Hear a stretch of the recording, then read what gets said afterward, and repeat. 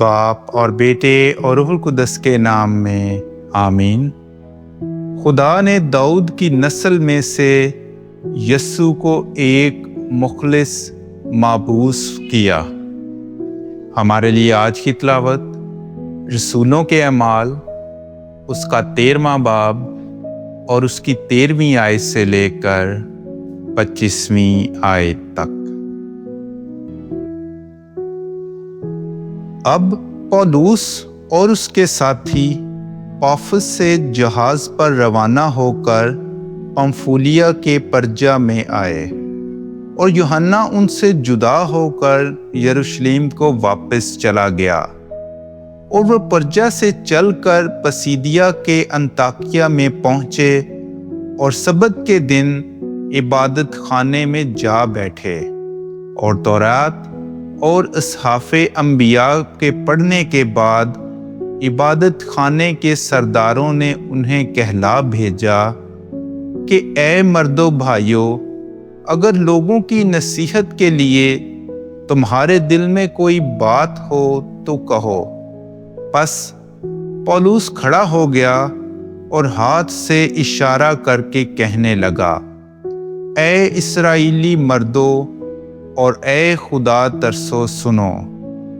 اس امت اسرائیل کے خدا نے ہمارے اجداد کو چن لیا، اور جب یہ امت ملک مصر میں جلا وطن تھی تو اسے سر بلند کیا اور دست قادر سے انہیں وہاں سے نکال لایا، اور تقریباً 40 برس تک بیابان میں ان کی عادات کی برداشت کرتا رہا۔ پھر ملک کنعان میں 7 قوموں کو ہلاک کر کے ان کا ملک ان کی میراث کر دیا، تقریباً 450 برس کے لیے، اور بعد ازیں سموئیل نبی کے زمانے تک ان میں قاضی مقرر کیے۔ تب انہوں نے بادشاہ مانگا، اور خدا نے بنیامین کے قبیلے میں سے ایک مرد شاؤل بن کیش کو 40 برس تک ان پر مقرر کیا۔ پھر اسے معزول کر کے داؤد کو برپا کیا کہ وہ ان کا بادشاہ ہو، اور اس کے حق میں یہ گواہی دی کہ میں نے اپنے دل کے موافق ایک مرد داؤد بن یسی کو پایا ہے، جو میری تمام مرضی کو پورا کرے گا۔